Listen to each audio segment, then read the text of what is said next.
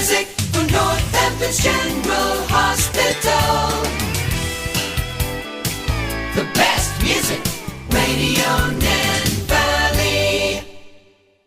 Radio Nene Valley on a Saturday morning. It's 9:05. Good morning.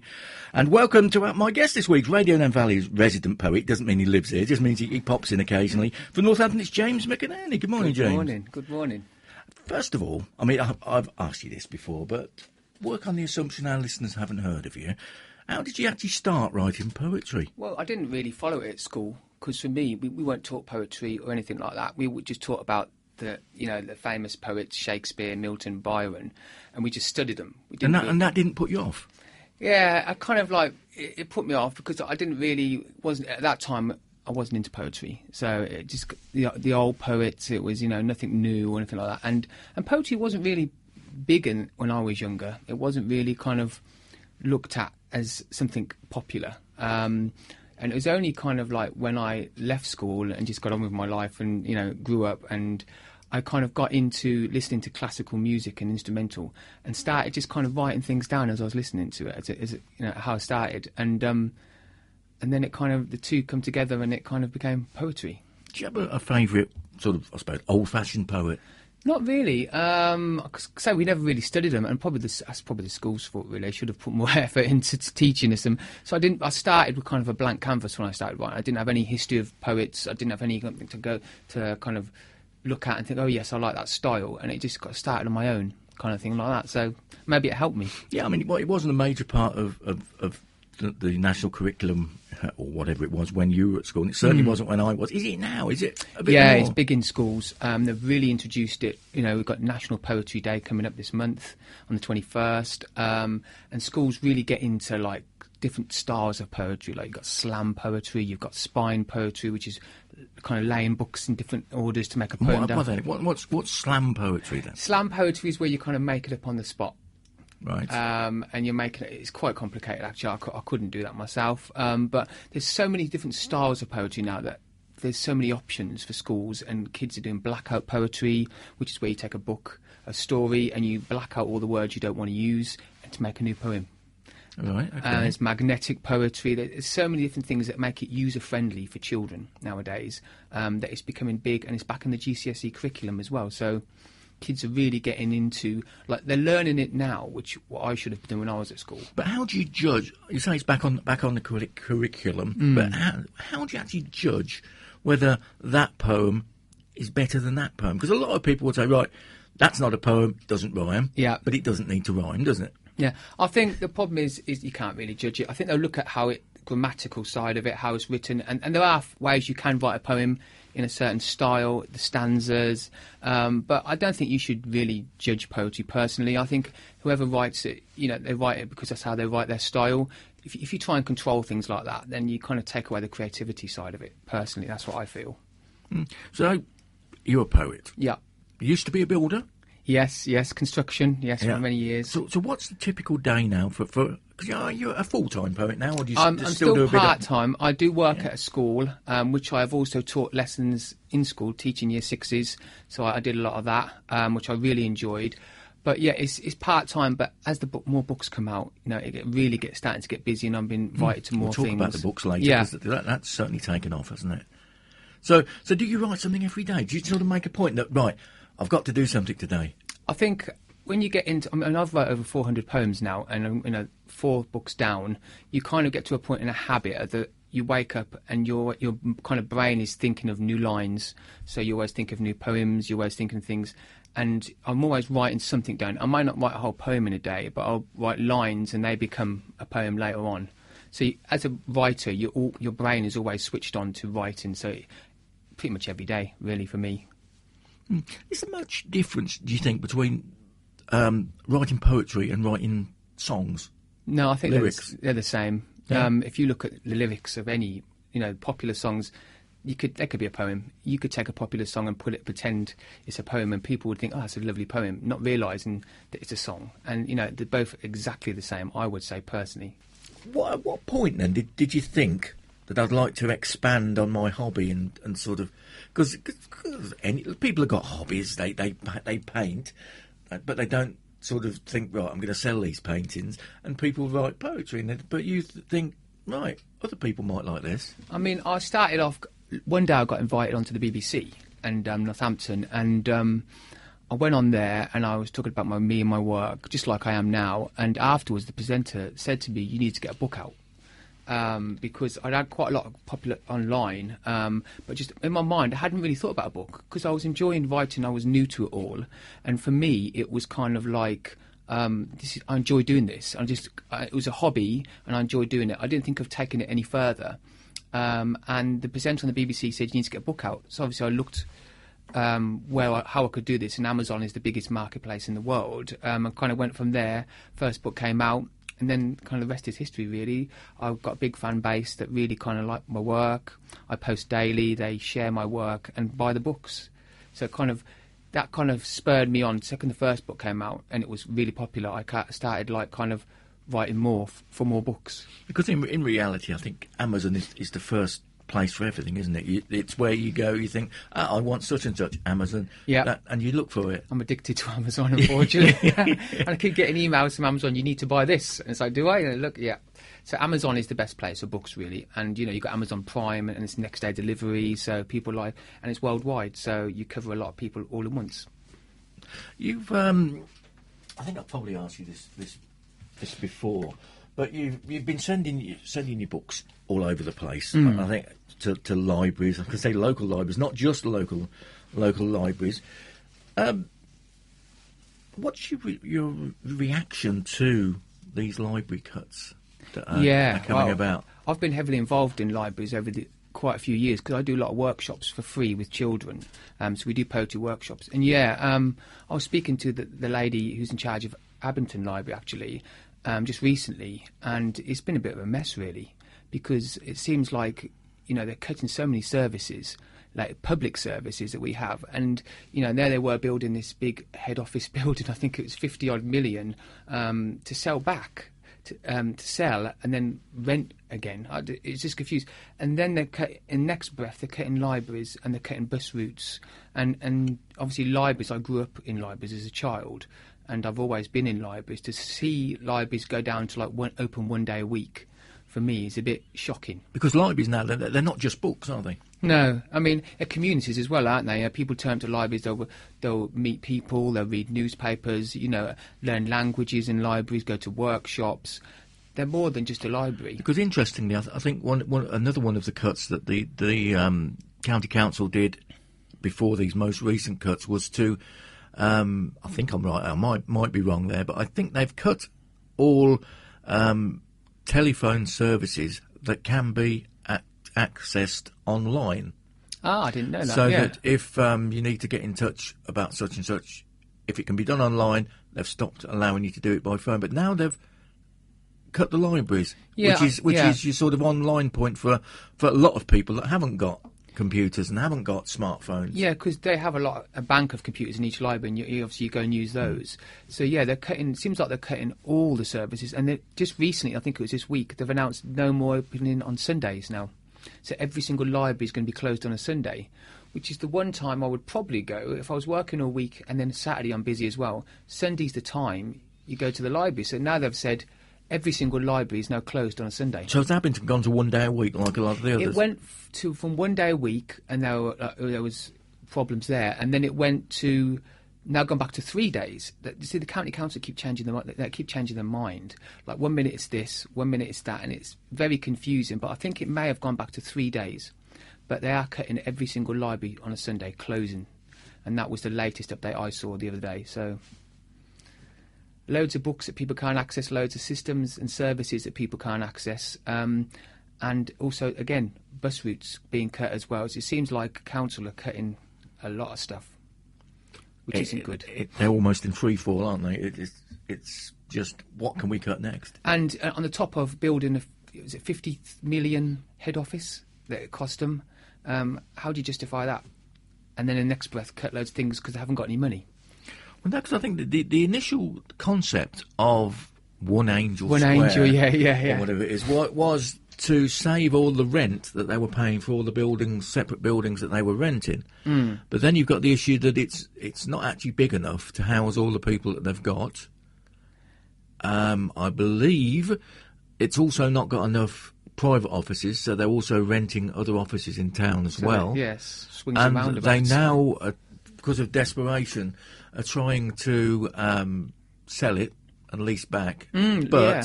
because of the level of finish that they put on the building, they won't get back anywhere near the amount that they sold, that they spent to build it. So And renting it is dead money, isn't it? Because, at the end of the day, you're renting somebody else's property. You're not investing in anything. So I don't see the point. no, 'cause the whole idea was that in X number of years that they would be getting it for nothing. Yeah, I know. Well, But- and then look at the potholes in the roads as well. I mean, so I just Interesting, actually, they made the statement that they're going to reduce the road maintenance budget. I wasn't actually aware they had one. Oh, it's going to Because say. I certainly hadn't seen any evidence of any maintenance on the road. Now, if you just tuned in, it's me, Kevin Askew, on Saturday Breakfast with my guest this morning, which is James McInerney, our local poet, our resident poet, but it doesn't mean he lives here. It's as simple as that. No, so, James, is there actually a place, do you think, for poetry in the modern world? Yeah, I mean, definitely. Quite a lot of famous poets now, especially on Instagram, actually. A lot of the younger people are getting involved in poetry because of Instagram. Instagram has become big with, there's a lot of famous poets on there that have really high-profile books out now, and kind of getting people into writing. And this generation coming up now, I really believe that there will be a lot of poets amongst them. Now, you say famous poets, but in the mainstream media, so television and that, I mean, I can only think of, is it John Cooper?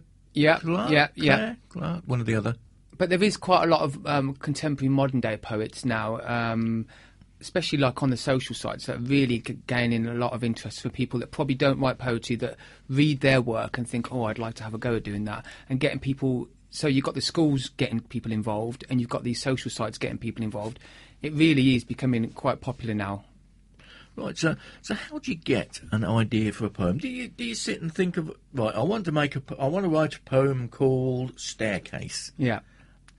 No, they just kind of really come to me, really. I think life is, you live life and you experience things, and from those experiences you write stuff down and make sense of it all, because poetry helps to make sense.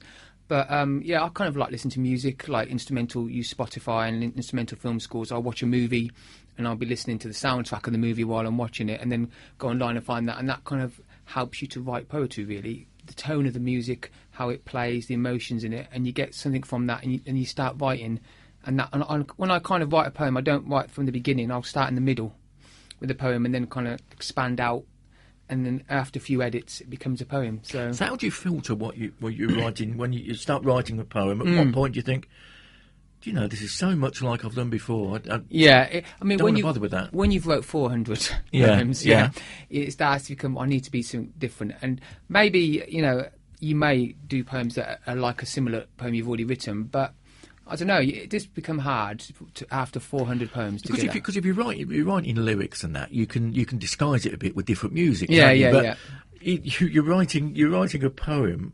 It surely can't be that similar to another one. Yeah, well, I don't know, I suppose you've got a lot of lyrics in your head from stuff you've wrote before, and, you kind of like, if anyone's ever listened to a song and you constantly got some lyrics going on in the background, you're likely to kind of like use those lyrics without knowing in a poem. But I just kind of like, I don't know, I just keep writing, and they all seem to be coming out different, so that's a good sign. So typically, how long will it actually take you to write a poem, and what is the process? Well, it's no real process. Before I've written poems, it took like a week to write, and it can be really hard sometimes to write a poem. Or I've sat down in one go and wrote a whole poem in one go.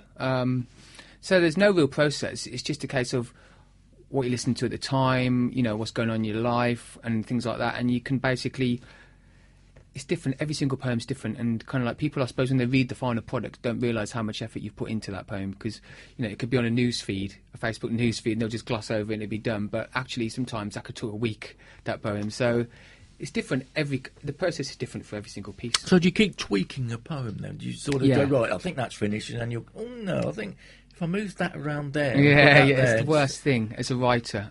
Edit. Because I've done that, and I've edited a really good poem to nothing, and really lost a poem and thought, I don't like this anymore, because I've gone back to the original So I think you have to be careful about editing stuff too much. But yeah, I always tweak stuff. I'll reread it, and I actually have a program on my computer where I copy and paste the words in, and it speaks it back to you. Right. So I kind of listen to it with my headphones on and think of a robot voice speaking it back. But from listening to it, I can think what I need to change in it. So there's always different tools you can use to kind of tweak things and do things. But it's the worst thing ever is editing, because you can edit a poem to oblivion, really. Yeah, do you ever keep tweaking a poem and in the end revert to Yeah. one of your earlier versions? I've done that, and I kind of like in the end I say, right, that's it, it's done. I'm not going to look at it anymore, and just kind of put it online and then see what people's comments are and how they think about it. And obviously when people comment things and leave good comments and nice things, then obviously that spurs you on to write the next one, because it gives you that feeling of I want to write another one now because people really like my style. So because you get a lot of reaction online, don't you? And where's your furthest reaction? Where have you heard from? I kind of people all over the world, really. The best kind of reaction is when people share your work. So if they like it, they comment on it, and then they share it. The best way you're going to get out there, really, on these social sites is for people to share your work. So they share it, and then their friends see it, and they share it, and it's kind of like word of mouth. So the best reaction, I love the comments, and they're good constructive criticism, or they really like them, or they don't, or whatever. But I love it when people share. So if they share my poem, it means they've really liked it enough to share. Do you get many negative comments? No, because in the communities that I am in, like poetry communities, people really support each other, like on Twitter, Instagram, Facebook. Not so much Facebook, but more Twitter and Instagram. People you're in that community, you're using the right hashtags to hit the right people, like poetry community. So the people in those communities who see your work, they're really supportive as much of you as you would be with them. So it's a really good community.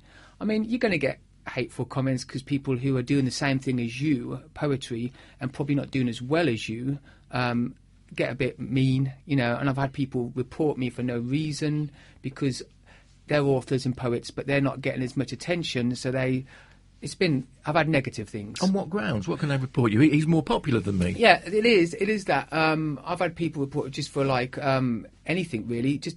Problem with these social sites is the second you report something, they basically block your account without even looking why the report is. When they've looked into it and found it's nothing, they unblock your account. So if someone wants to really mess with you, they can just report you. And these social sites are ridiculous in the fact that they will block you without even looking why you've been reported. And I've had that happen on several occasions by people that are doing a similar thing to me, poetry, writing, but nowhere near as many followers, nowhere near as many fans, and it is jealousy. Well, it is jealousy, and they must think you're good. They must think you're good to want to do away with you. Well, I'm nice and kind to everyone online. I leave lovely comments, and I even look at the people's work, and I leave lovely comments. It's what you do online. You're nice to people as you would be in real life, but there are people, obviously, unfortunately, online that are hell-bent on just going on to troll, to leave bad comments and be horrible just for the fun of it sometimes. So it just seems a strange concept to waste your time. There's loads of trolls online that will just go on for the fun of it, leave negative comments and horrible things just for fun.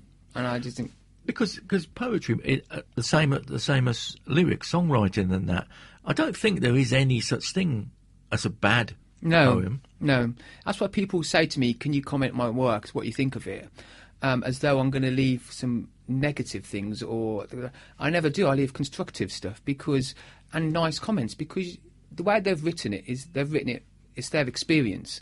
So you would never leave negative things because they've obviously been through something enough to write that poem. So you're just going to comment and say, have you thought of having that verse after that verse? Or just positive things like really lovely words, you're doing a good job here.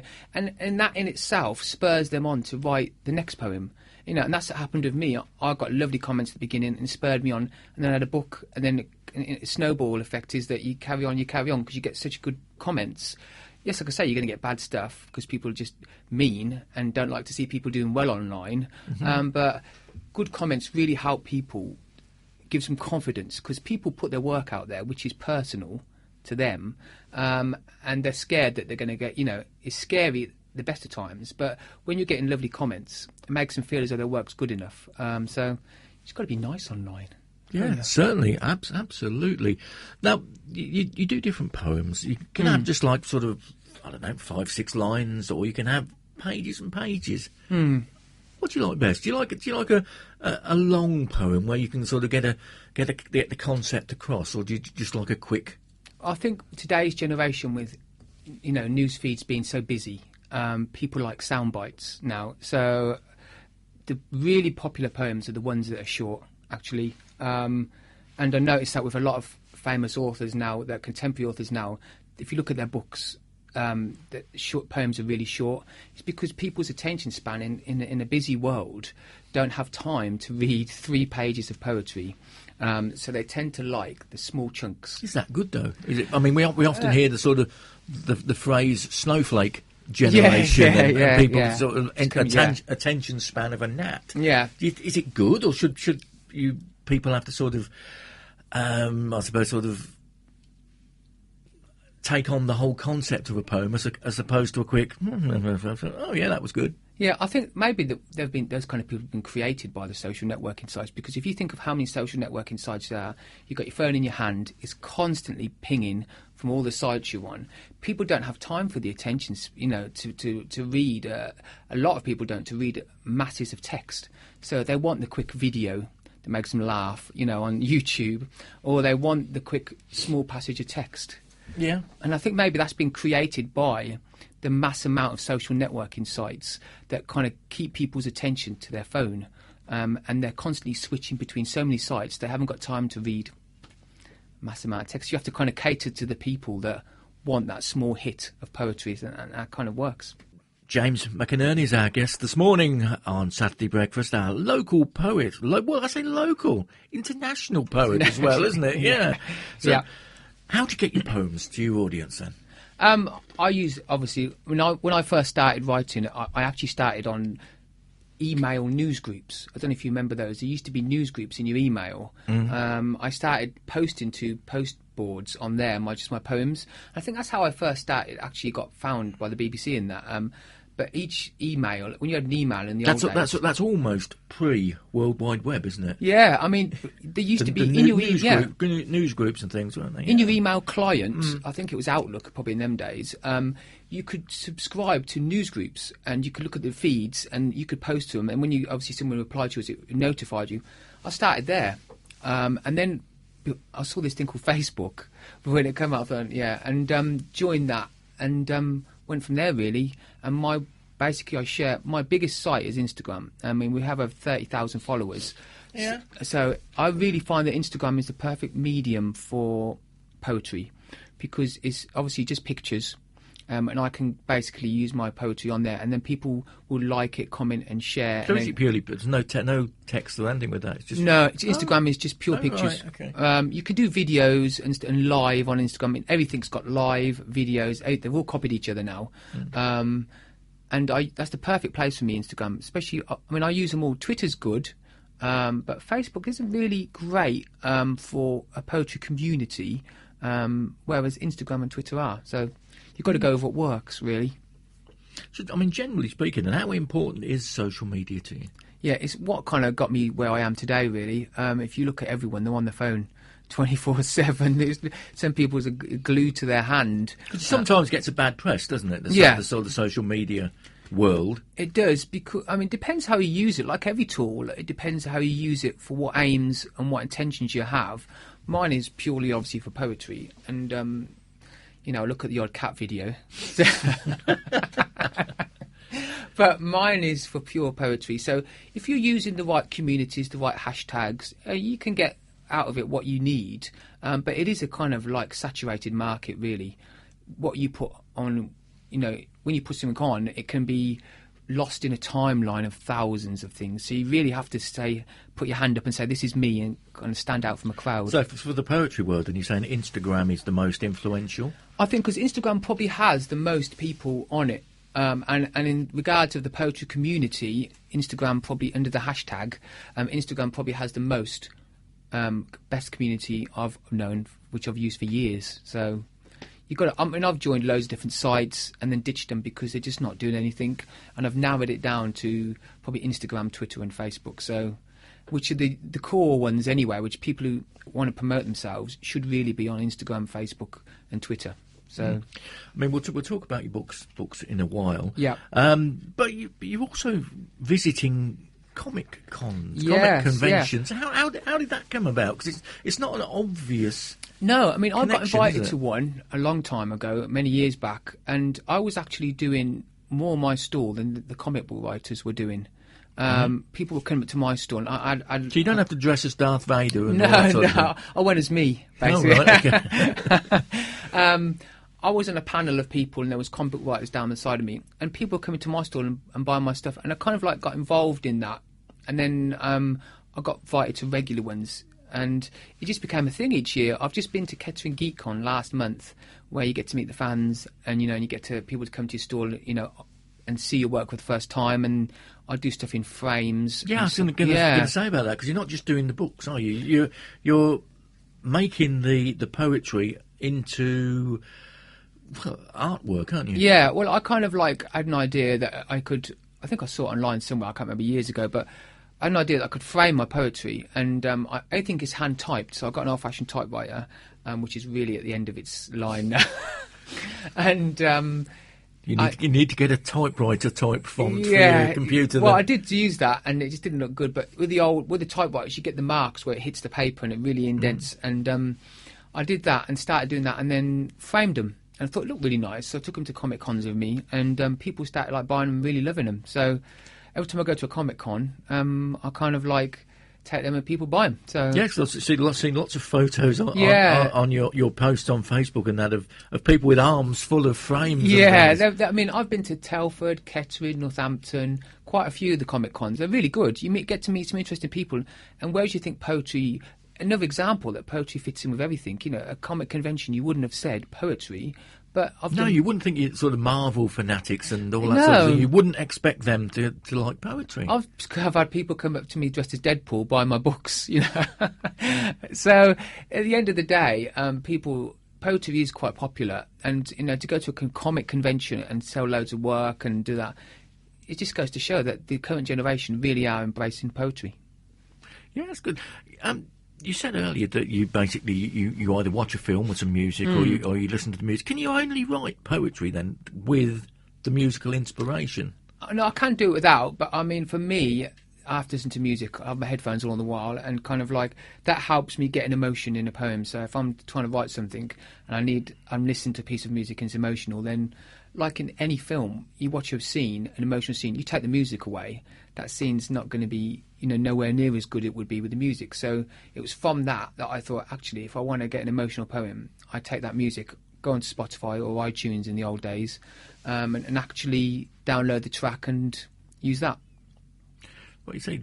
Obviously your poems are emotional. Is it the full range of emotions? Or are you doing the sort of happy, sad? I did try happy, yeah. Love and. Well, I do love Lost, which is my kind of main thing. Like Stephen King does horror, I do love Lost. So I have had people come in and said, have you got any happier words? Have you got anything happy? And unfortunately, the world isn't all happy. So, But it's not all sad, is it? No. I have done a few happy ones, and I've done a few things. But I kind of lean towards that way because of the music I listen to. So, and, the thing with emotional stuff, people who are going through a lot of things, sometimes they necessarily don't want to see happy things. They want to see something that relates to what they've gone through, which in turn helps them to get through it. Because sometimes reading someone's post who's been through something else, like you've been through, is a healing way anyway.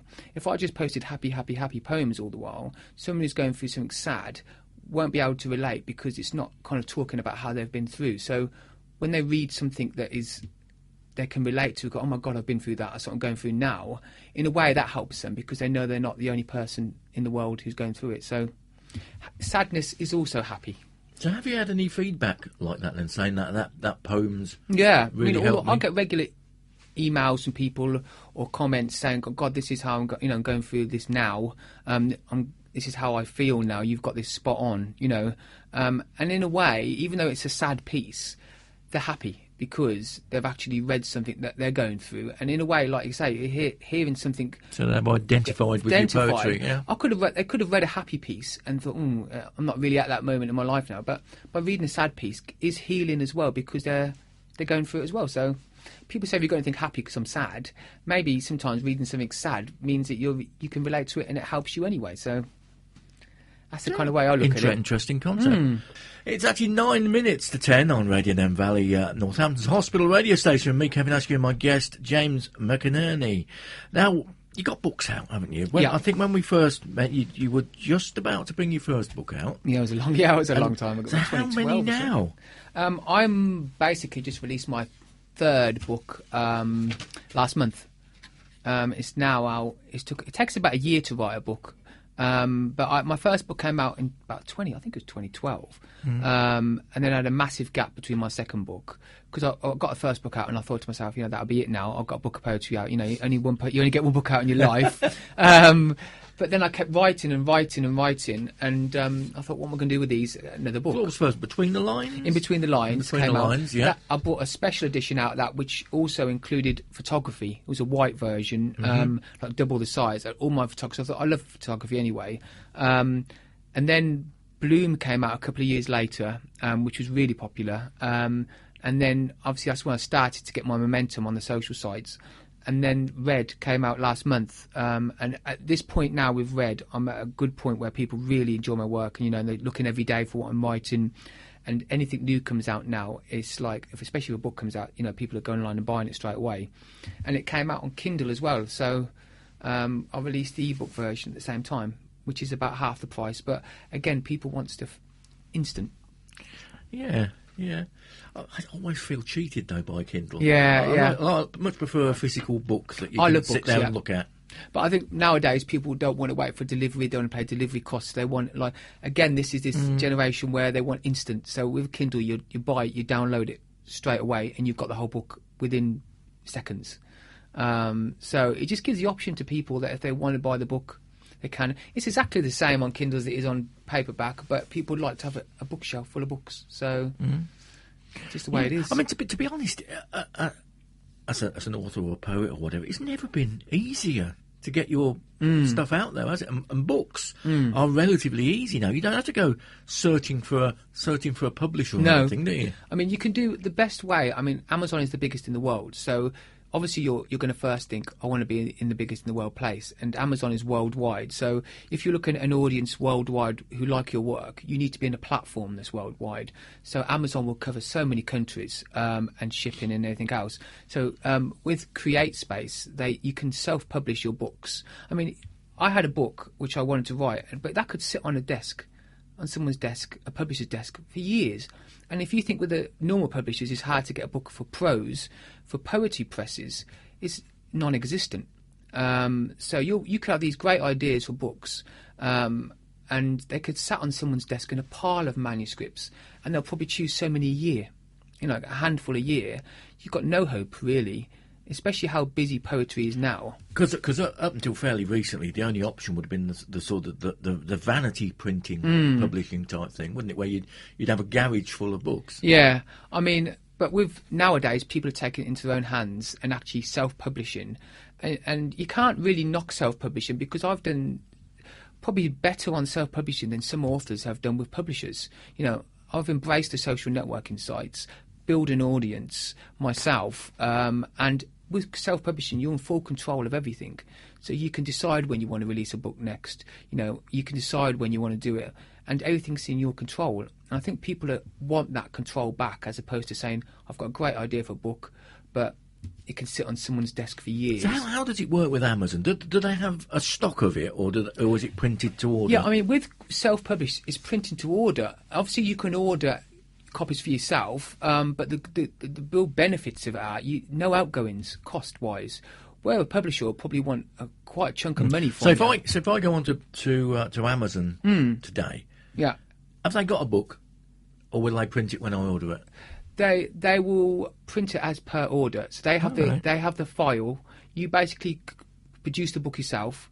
You upload the file to Amazon. They send you a proof copy for you to look at it all. It's all very professional now. I mean, when I first started doing with the first book, it was all clunky and the interface was bad. I had a real nightmare. Now it's so easy. The book comes to you, you proofread it, okay, and then you basically green light it to go. It takes about 5 days to go on there, but they will share it everywhere for you across all their sites. It's worldwide. It's then up to you to basically self-promote. And that's the harder side of the bargain.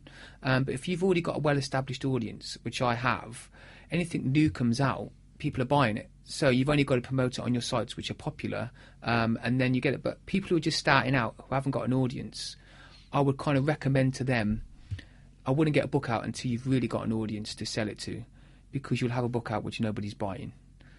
So I built up my social networking sites over years. But if there's no physical stock, there's no risk, is there? There's no That's what I'm risk saying. to anybody. You don't pay anything out. I mean, you could produce a book. You don't have any cost you would of a publisher who would probably demand loads of money from you first. So you could just go for it. And I speak to poets every day who love their writing. I push them in the direction of Amazon and say, go for it, because that's what happened to me. I was told to go for it, and I kind of went for it, and it changed my life, really. So without you're taking more control over what you do, it's better. Technology has really worked for you, hasn't it? Whether it's just the social media side of things, right through to the book. The thought that I can click on a book and then it will be printed. It's just, an amazing concept. And in the isn't same respect that you could say download it to Kindle. If you wanted something, you saw that book, you don't even have to wait for it to be delivered now. You can have it, press a button, buy it. And Kindle books are half the price of a paperback, but people can have it instantly. So you can reach so many audiences using social networking sites that you could never before, and self-publishing is the way forward, I think. Do you have any idea about just how many books you've actually sold? You don't, because you don't really get like paid at the end of the month. I don't really look at it anymore. I just kind of look. People send the selfies in, so when people buy books, I get a lot of selfies sent in to me, which have like a backlog of selfies. Are we talking hundreds? Are we talking thousands? Yeah, it's hundreds. Yeah, I mean, the problem is people nowadays tend to like your work, you're their favourite author, and everything else, but they just want to share your work. You'll get a lot of fans that don't want to buy the books physically. They just like your work. And I think that's probably the same with a lot of authors and poets. People share a lot themselves online, so people can be your biggest fan, never own any of your books. And that can be the way. That can be a negative then, can't it, really? Well, it can be, but at the same time, people are also sharing your work. They could never bought any of your books, which is, okay, it's up to them. But they are sharing your work to all their friends. They're posting your work, resharing it, retweeting it. And that is just as good of creating a bigger audience than people buying your book. So you have to look at it in different kind of ways, which over the years people have bought all my books, or they've kind of just shared all my work. So it's different. Yeah, I mean, to be honest, it's possibly better. I've always thought over the years, when you look at these sort of these book remainder shops, yeah, it must be for an author sort of soul destroying to go in there and see to see the book that you had published about a fortnight earlier that was selling for $19.99 is in there for 50p. But I think we live in that society, though, where people do buy things, read them, on to the next. And that's the kind of society we live in, unfortunately. I mean, I've had stuff, my books have come out, and I've just looked on eBay, and people are selling them for 4 times the price. I've seen one there for £100 odd, where they've got you to sign it at like a convention, and then it goes onto eBay. So there's always people out there to make. Does it sell though? I don't know. I was tempted to say, "Is this for sale?" Or buy it myself.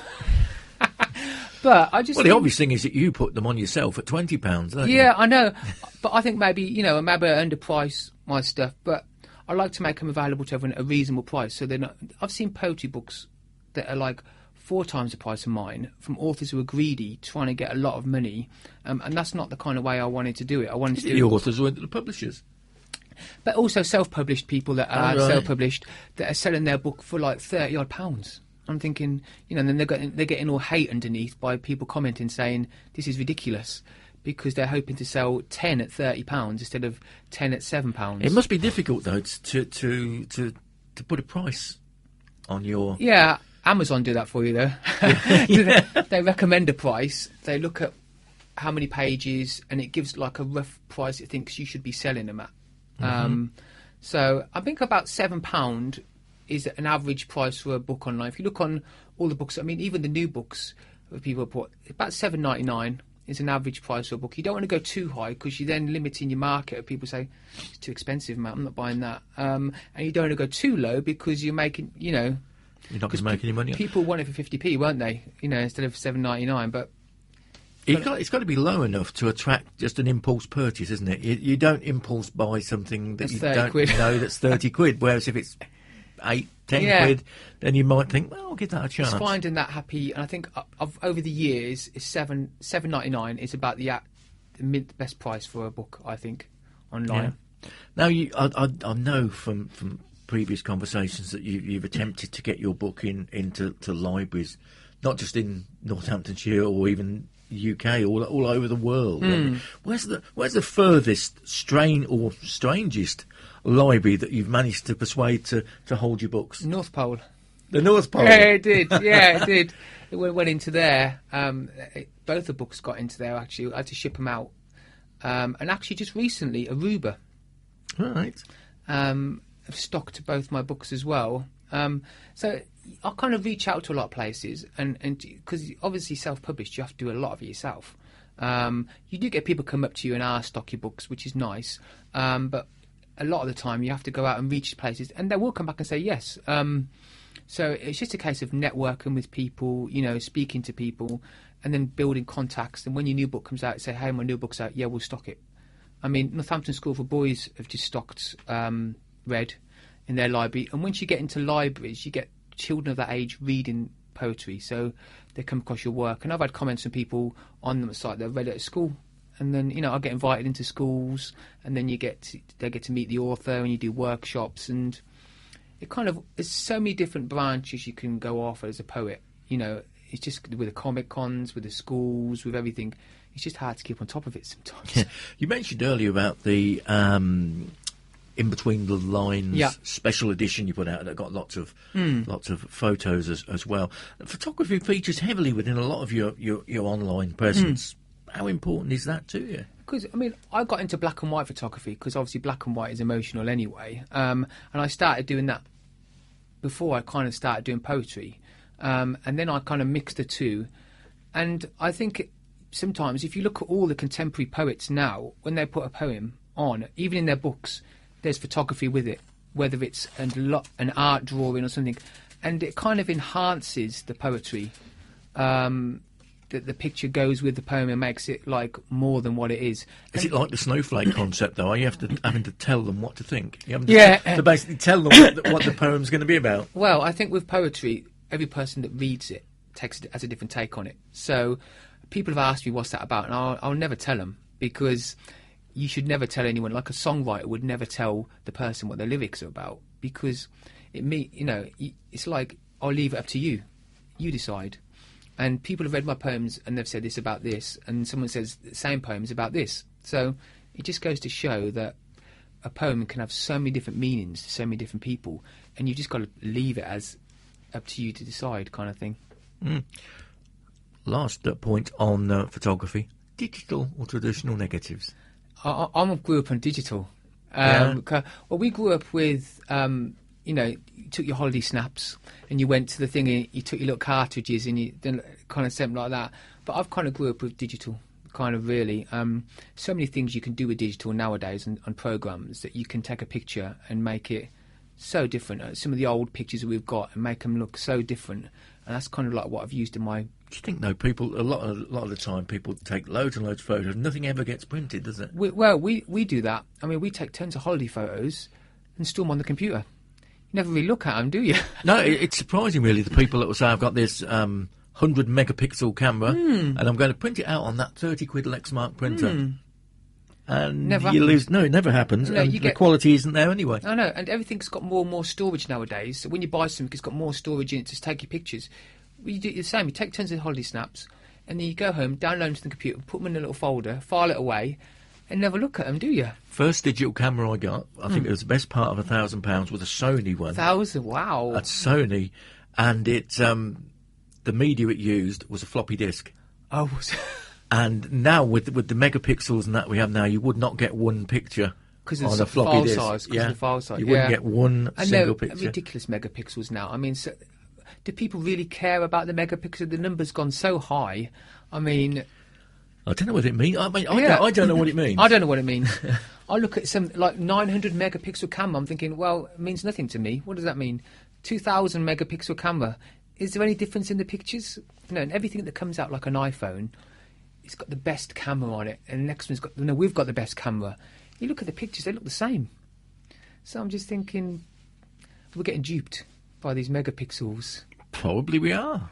And that's what the price is. I think as soon as you put better, new, improved, it's People what go the to it, phrase is. yeah. Yeah, people will go to it. So we said, how many books have you got out now? That Well, are I've got available? 4 books out, but the first 2 are In Between the Lines and then special editions. But I've actually got 3 different books out. Right. So In Between the Lines, Bloom, and Red. Right. And what about in the pipeline? What is there? Well, 2 more books actually. It's going to be. I mean, when I wrote this book, Red. This is stuff I wrote like a year or 2 ago, because as a writer, you're constantly writing. So this book was written like a long time ago. So at the moment, I'm halfway through my next book. Oh, right, okay. Which will be out this Is time. that because it's leftover stuff from the other book? Oh no, because you're constantly writing, a book can be finished like a long time before it comes out. So it's just getting around to compiling it into a book, and doing the artwork and everything else. That takes the time. The writing of the poems are probably finished a long time before the book comes out. So Red was probably finished a long time ago, but it's the artwork, putting it all together, getting the order right. So this next book is actually half finished, but by the time it'll come out this time next year, but I still have to do the artwork and then do everything else. Is the order of the poetry in the book, is that important? Not really, because like a Because you're not telling the story. No, are you? not telling a story. And it says at the front of this book about that. I've mentioned a piece. It's not a story. So each poem is a story in itself. So people who try and read a poetry book all the way through, is kind of doing yourself a disservice, really. Because what I would always say is, read it a poem at a time. Go back to it as a reference book. Don't think you've got to read it through like a prose, like a novel, because poetry is a story. Each poem's a story. So the order isn't really. It can be the theme is the kind of thing. So mine is Love Lost, but not the order. No, not really. Has your style of poetry changed greatly since your first book? Yeah, my first book was very kind of written, rhymed. Every line used to rhyme, and that was me being naive, really thinking. But that would be what people would think of as poetry, isn't it? Well, it's me being naive, because I didn't really understand different styles of poetry. When I first started, because I had a lack of learning of it at school, we were kind of taught that was how it was. And the more I got to learn about poetry and see other people's styles, I kind of thought, I like that style, and I'll have a go at myself. And it's become more prosy poetry. And that is quite popular nowadays. Doesn't have to rhyme, doesn't have to have a certain order to it, doesn't have to have stanzas even, doesn't have to be broken down in a certain way. So it can be like a prose poem. And they are really popular nowadays. And that's kind of where my style has took off too. Now, we said you've got 3 books out at the moment, a couple more in the pipeline.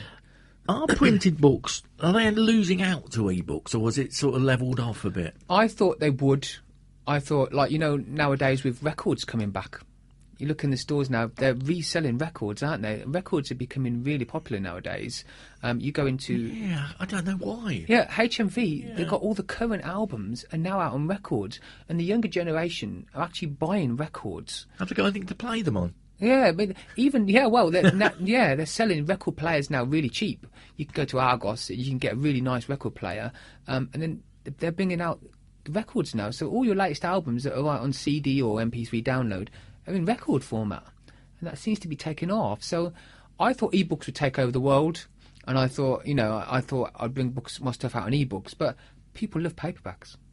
I love paperbacks. Places like Waterstones will probably always be around because people want to walk into a bookstore. I think as well, though, if you're going out anywhere or going to work every day on the train or whatever, and you take your book and it's, what do we say, $7.99. You might lose it. Yeah. But it's $7.99. If you take your Kindle, how much is a Kindle? A lot of people use Kindle on an iPad, don't they? Yeah. So you're looking at potentially £700-800 you could lose. I know. then Well, actually, I just bought yesterday on Amazon, because I'm addicted to Amazon. I bought a Kindle reader yesterday because they've knocked the prices of Kindle down now. They brought a new Kindle out, which is waterproof. But I don't know why you need that. £229 for a Kindle, but all the lower ones have been knocked down. So I got a Kindle Paperwhite for £80. But I like Kindle, actually. Sometimes when I go on holiday, it's easy to take multiple books in one thing. yeah, there is that, I suppose. But I mean, I love, as well as poetry, I love reading novels and prose and all things like that as well. So maybe that's why my work has been kind of influenced by reading prose, the way it's become that way. But I thought ebooks would take over the world, and they didn't. No. Like, I think there's a place for both, isn't there? yeah, people, like I say, it's down to the person. People want to download a book instantly, or do they want the book to come through the post and have a physical book?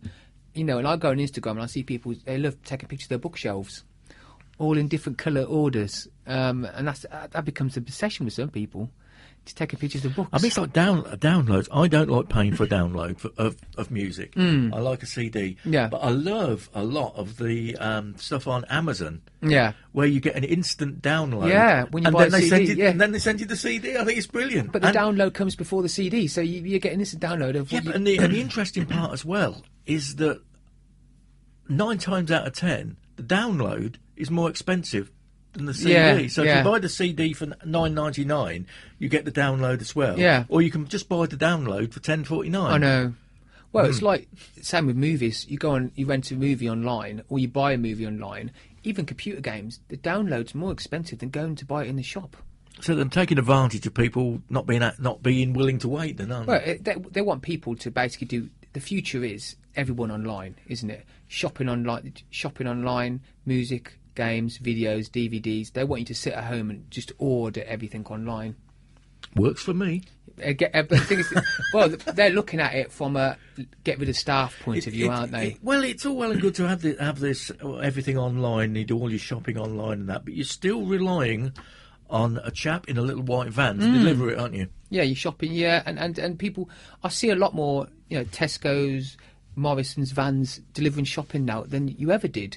So people obviously are going that way, aren't they? I think online? people are using the time they have the limited time they have available, they're using for leisure pursuits. And they...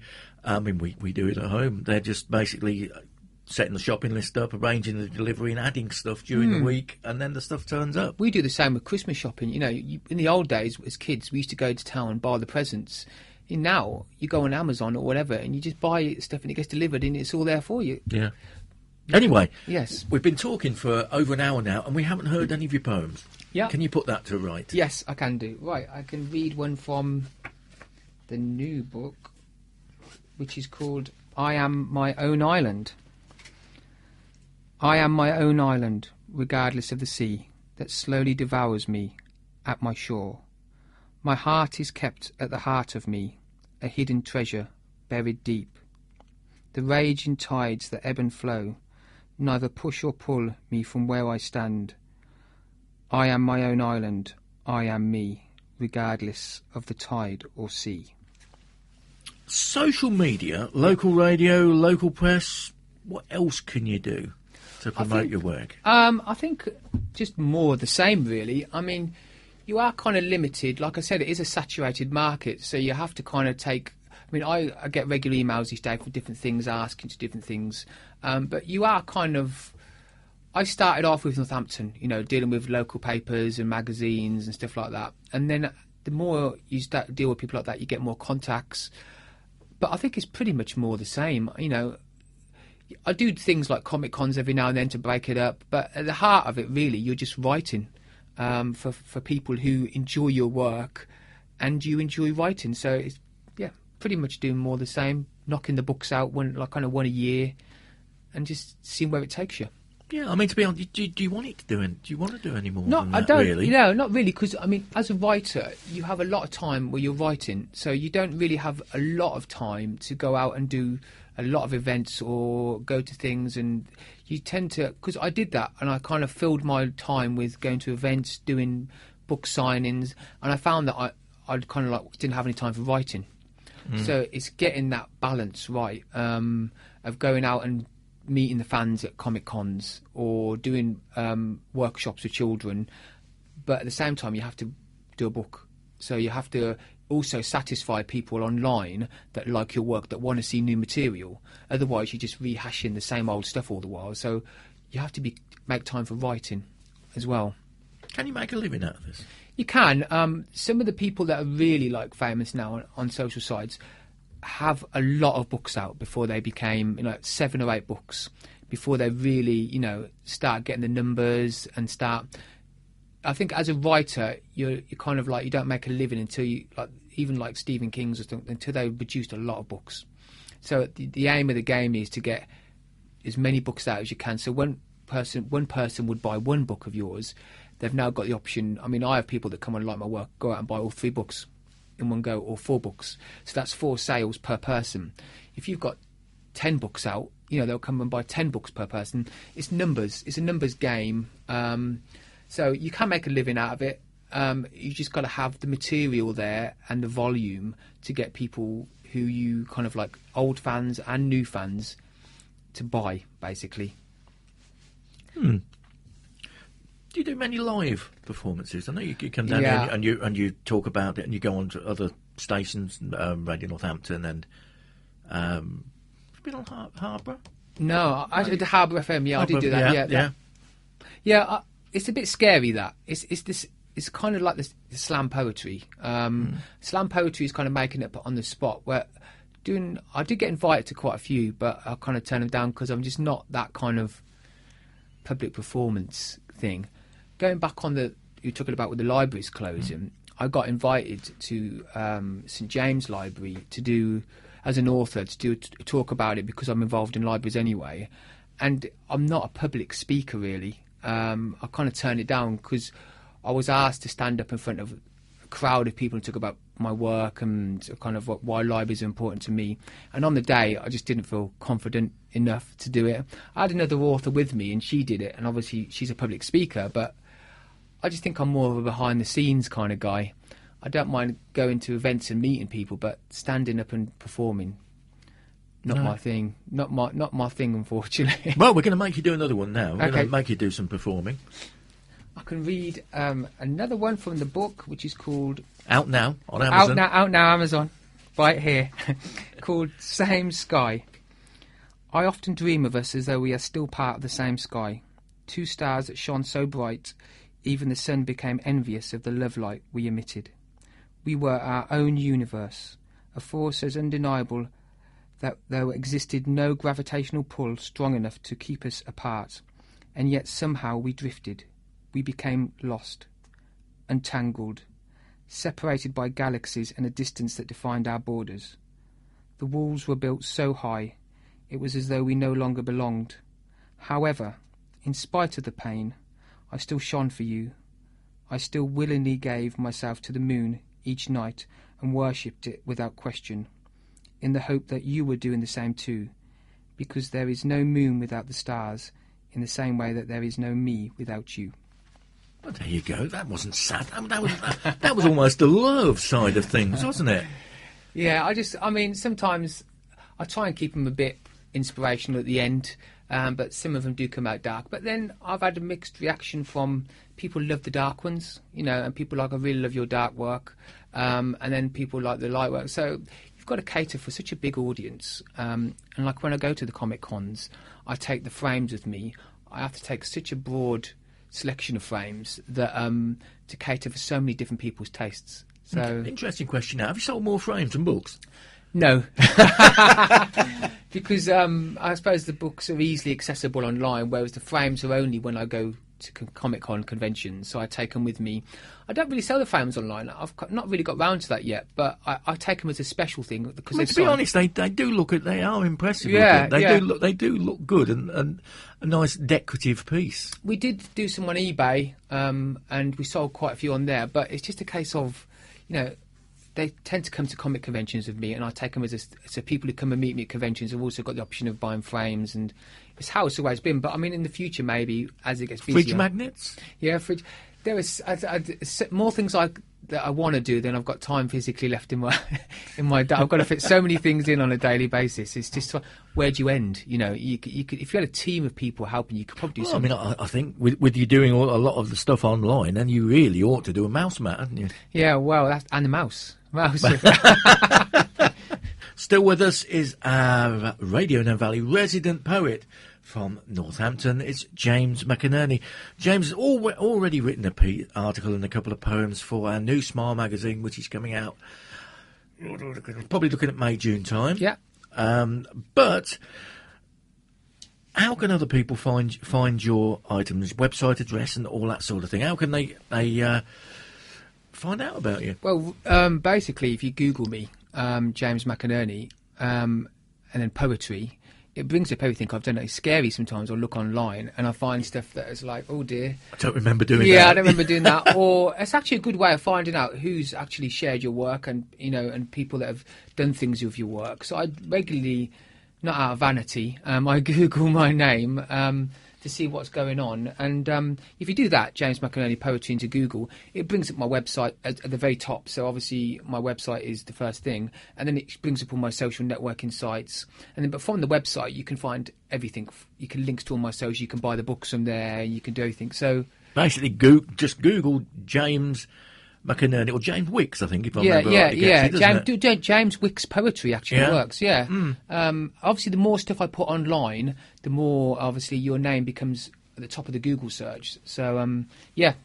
Have you ever looked where your stuff's come up and thought, oh, I wish it wasn't there? Yeah, I do scarily look sometimes, and like I said, that's how I found out that people were basically selling my books at 4 times the price. And you think, oh, James, like eBay, have a look, and it's like about 80 or 90 quid for the book. People that obviously purchased it, and then I thought, okay. The trouble is, though, you look on eBay and that, and you see something at a ridiculous price, and you think, good God, then you think, but they haven't sold it, have they? Yeah, I know. But I think people do edge their bets, and when new books come out, if people are quite popular online, they try and take advantage of that. You know, if you go to Comic-Con conventions, the pop figures with the bobbly heads, people sell them. They go to Comic-Cons specifically to get them signed by a certain actor or actress, and then they'll sell it for a good couple of £100 when they're only normally about £17. So I think people will do that kind of thing, and they'll come to a book sign to get a book signed for you, and then go online and flog it. So that's you're a celebrity then. Well, it's just a good sign that if they're high priced, it means you've not considered the jungle for Christmas, have you? No. No, I don't like bugs. I definitely couldn't eat any. No. I think there's an awful lot of celebrities that are actually refusing to sign autographs now, aren't they? Refusing to sign things because of the amount of people that are selling them for frankly ridiculous prices. I mean, if you go to a Comic-Con, you could pay £20 for a signature off somebody, they'll take a pop figure up or something, anything, a book or to sign, and it's on eBay for £200. You know, so people don't go to these because they're fans. They go to there because they're trying to make money and they're a business, really. So. Yeah, because I think you see a lot of people online going, this is ridiculous having to pay to get to at these Comic Cons and that, paying for an autograph. But it's unfortunately down to the fact that people are abusing it. And I think they are. I know the people will come and they'll spend £100 probably going to all the top people, getting them to sign an item, and then it's online for 3 times the price. I don't think sometimes they sign items anymore. You're not allowed to bring items for people to sign. They will sign a picture of them or something. But people who bring along pop figures or books, I think they've caught on to the fact that people are trying to basically not fans, they're just there to make money. Well, at Wimbledon, you see people there clamouring to get these giant foam tennis balls signed. That's going to be on eBay tomorrow. I know. Isn't it? I suppose you can't knock people for trying to make money, but you have to ask yourself, are they fans? If they're not, why are they there, kind of thing? And a lot of people, I think if they're fans, they wouldn't be selling it, would they? No, exactly. And, you know, sometimes you search online for anyone on eBay and you can see tons of signed stuff that you actually went to a convention to meet your fan, you know, as your idol, and you're not. You're just there to make money. So they must know that the people signing things, that's what they're there for. But how do you prove that it is an actual signature anyway? Oh no, yeah, you could do it with a Sharpie, couldn't you? You could just get a Sharpie, and I've seen pop figures for £300.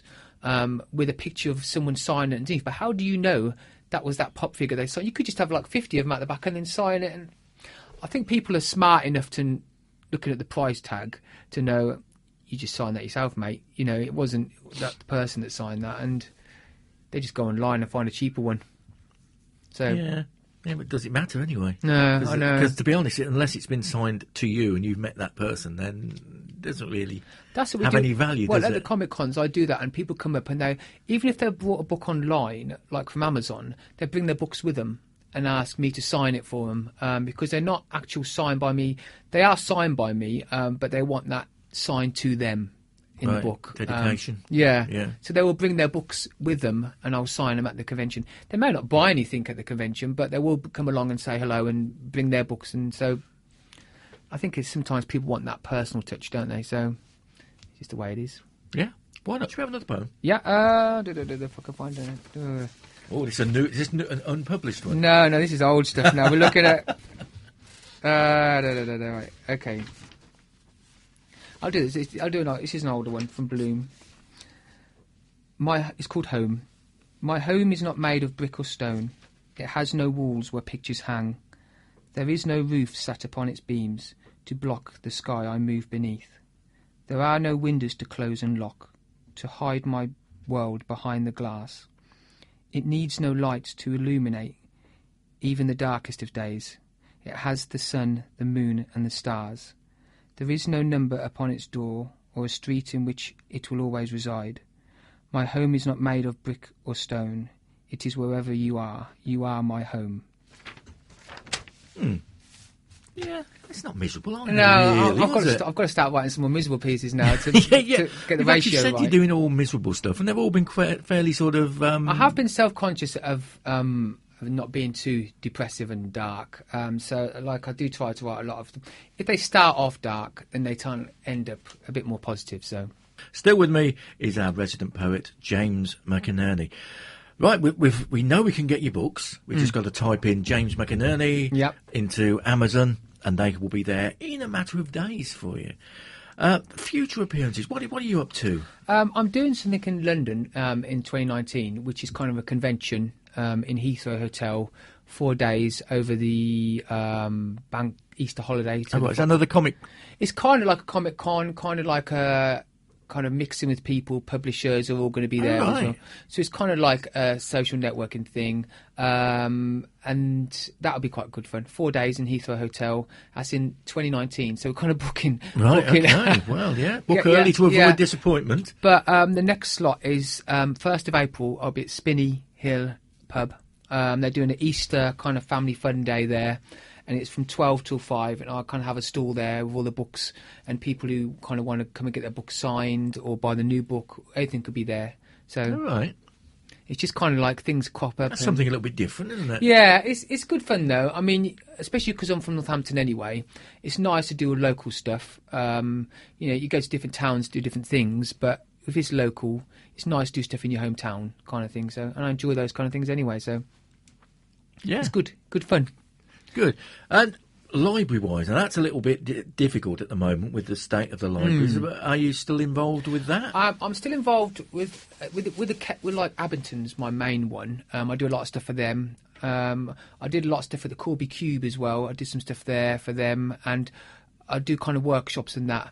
But I tend to do stuff in the half terms with the kids, and when the summer holidays come, because of the summer reading challenge. Every library does a summer reading challenge every year. The challenge will be to find one that's open. Yes, won't it, well, it will be, unfortunately. Sad news, but true. So I tend to do workshops throughout the summer as well with kids. It tends to be like school term times. So, and they're free. Anyone can come along. Again, a great service from the library. They never charge. You can go to so many great workshops, and they're free. Which is another loss that kind of like would be for losing libraries. So, but I'll be doing things of those with Abington as well. Okay. Well, great to see you as ever. And if anyone wants to find out more about all you really need to do is to put James Wicks poetry into Google, and it will find wherever he's been. It will have everything there for you. Thanks for coming. That's okay. And we'll see you next time when the next book's out. You will, yes. Have a good one. Bye-bye. Bye. Radio Nene.